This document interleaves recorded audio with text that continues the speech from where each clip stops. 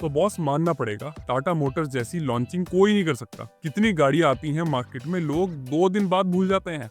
पर टाटा जब कोई एसयूवी लॉन्च करता है ना, तो पूरे मार्केट में भूकंप सा आ जाता है। भाई नेक्सॉन आई तो लोगों ने बोला भाई ये तो सेगमेंट को हिला के रख दी, और हैरियर जब आई तो लोगों ने कहा भाई साहब इसे कहते हैं असली एसयूवी। और अब टाटा सियरा, इसने तो आने से पहले ही भाई साहब मार्केट में टेम्परेचर बढ़ा रखा है। जब पूरा मार्केट पहले से ही हिल रहा है तो अपन लोग भी भाई थोड़ा सा हिलते डुलते मार्केट में देख लेते हैं कि आखिर सियारा किस मिट्टी की बनी हुई है। सबसे पहले बात करते हैं इंजन की। तो भाई टाटा इस बार पूरी पावर पैक्ड स्ट्रेटेजी के साथ आया हुआ है। 3 इंजन ऑप्शंस के साथ सियारा को लॉन्च करने वाले हैं। 2 तो पेट्रोल इंजन है और 1 है डीजल इंजन। अब सुनो, पहला इंजन है 1.5 लीटर का turbo charge 4 cylinder petrol engine, जो निकालता है 170 bhp की पावर और 280 न्यूटन मीटर का टॉर्क। मतलब इसको चलाओ तो आपको लगेगा भाई साहब एसयूवी नहीं कोई जेट प्लेन चला रहे हैं। दूसरा इंजन है वही इसका शांत वाला 1.5 लीटर का नेचुरली एस्पिरेटेड 4 सिलेंडर का पेट्रोल इंजन, जो करीब 120 bhp की पावर निकालेगा और 140 न्यूटन मीटर का टॉर्क। मतलब जिनको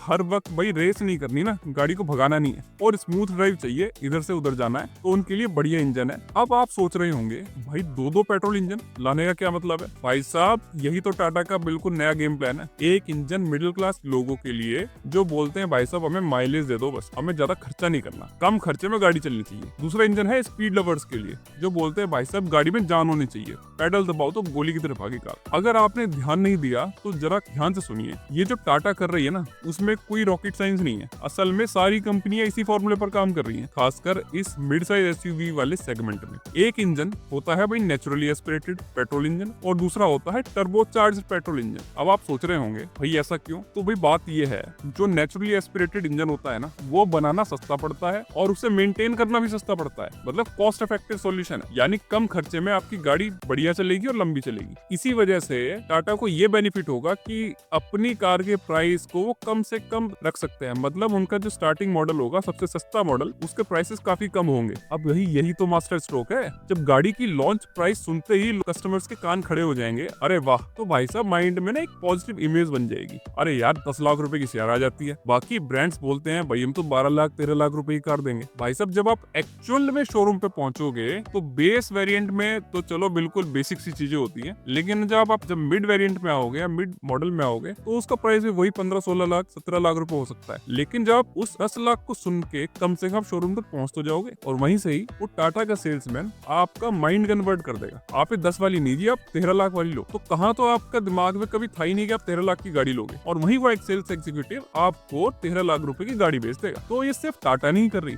ये बाकी कंपनीज भी कर रही हैं। तो कुल मिला के साइकोलॉजिकली टाटा का गेम प्लान है कि कस्टमर्स का माइंड जीत लो पहले ही। अब सेल्स की बात करें तो बहुत सच्चाई ये है कि सबसे ज्यादा बिकती है नेचुरली एस्पिरेटेड इंजन वाले मॉडल्स, क्योंकि इंडियन कस्टमर्स चाहते हैं भाई साहब टर्बो वर्बो की जरूरत नहीं है, गाड़ी मस्त चलनी चाहिए और कम खर्चे में चलनी चाहिए। अब डीजल की बात करते हैं तो यहाँ टाटा फिर से कमाल करने वाली है। सियारा में मिलने वाला है डीजल इंजन, वही वाला जो टाटा कर्व में मिलता है। वही 1.5 लीटर का turbo charge 4 cylinder diesel engine, जो निकालता है करीब 116 bhp की पावर और 260 न्यूटन मीटर का टॉर्क। अब कुछ लोग बोल रहे होंगे कि भाई नहीं भाई, इसमें हैरियर वाला इंजन मिलने वाला है 2.0 लीटर, पर मैं आपको बता रहा हूँ इसमें 1.5 लीटर का ही डीजल इंजन मिलेगा, क्योंकि भाई साहब टाटा की स्ट्रेटेजी साफ है, सियारा को कॉम्पैक्ट एसयूवी सेगमेंट के बीच में पोजीशन करना है। भाई 2 लीटर का अगर इंजन इसमें डाल दिया तो हैरियर की क्या वैल्यू रह जाएगी? पहले ही हैरियर और सफारी बिक नहीं रही, और अगर इस पे अगर 2 लीटर का इंजन डाल दिया, हैरियर और सफारी की जो भी सेल्स हो रही है ना, उसे भी खा जाएगी। तो टाटा खुद अपने पैरों पर कुल्हाड़ी नहीं मारेगी। और दूसरी बात, अगर 2 लीटर वाला इंजन डाल दिया जो हैरियर में आता है, तो इसका प्राइस भी काफी बढ़ जाएगा। जो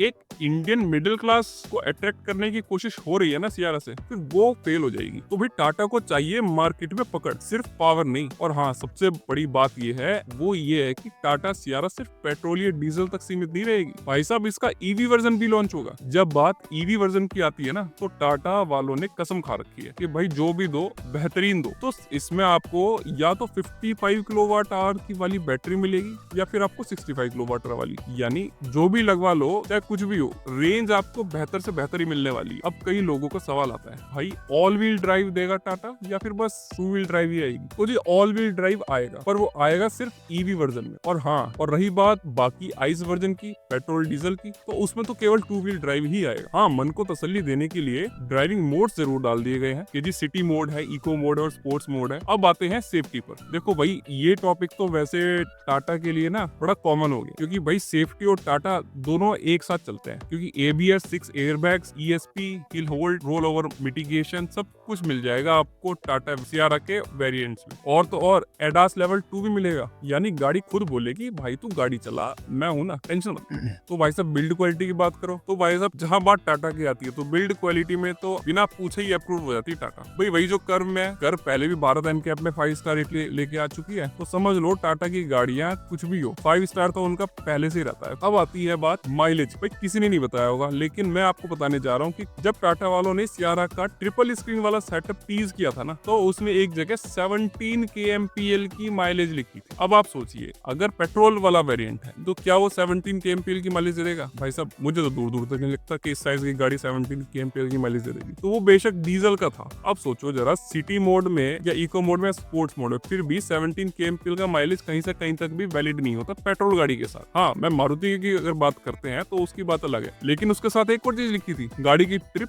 258 किलोमीटर की थी, तो 258 किलोमीटर पे एक ऑन एन एवरेज माइलेज 17 का अगर कोई गाड़ी दे रही है तो वैसा वो डीजल ही दे सकती है। तो अगर हम बात करें नेक्सॉन पेट्रोल के माइलेज क्लेम पे, तो वो करती है 17.5 kmpl का, जो कि कर्व से छोटी है। तो जब वो क्लेम ही 17.5 का करते हैं, जो कि इतनी छोटी गाड़ी है, तो सियारा तो उससे बड़ी गाड़ी है, और इतनी बड़ी गाड़ी पेट्रोल में दूर दूर तक 17 दे सकती, तो जाहिर सी बात है वो डीजल का ही माइलेज था। आते हैं पेट्रोल इंजन पर। जब टाटा ने अपने नए 1.5 लीटर के टर्बो पेट्रोल इंजन को रिवील किया था ना, तो उन्होंने कहा था भाई हम महिंद्रा की तरह नहीं है जो सिर्फ पावर देते रहेंगे और पावर के साथ बस आपकी गाड़ी तेल पीती रहेगी, कोई हिसाब ही नहीं है। भाई हम ऐसे इंजन नहीं बनाते, हम बनाते हैं पावर के साथ साथ आपको माइलेज भी मिले। तो लोग ना डरे नहीं, जैसे आज की डेट में जो लोग स्कॉर्पियो एन लेते हैं पेट्रोल में, आप उनसे हालत जरा के पूछ लेना एक बार, भाई साहब कितना चलाते होंगे। बेचारे घर से बाहर नहीं निकालते उस गाड़ी को, और उस दिन को हमेशा कोसते रहते हैं कि उन्होंने डीजल गाड़ी क्यों नहीं ली, पेट्रोल क्यों सिलेक्ट कर ली। और वही हाल XUV वालों का है, जो XUV 700 पेट्रोल में ले लेते हैं। हाँ, गाड़ी भागती है, लेकिन भाई साहब जितनी तेज गाड़ी भागती है ना, उससे तेज जेब से पैसे भागते हैं जो उस गाड़ी को चलाता है।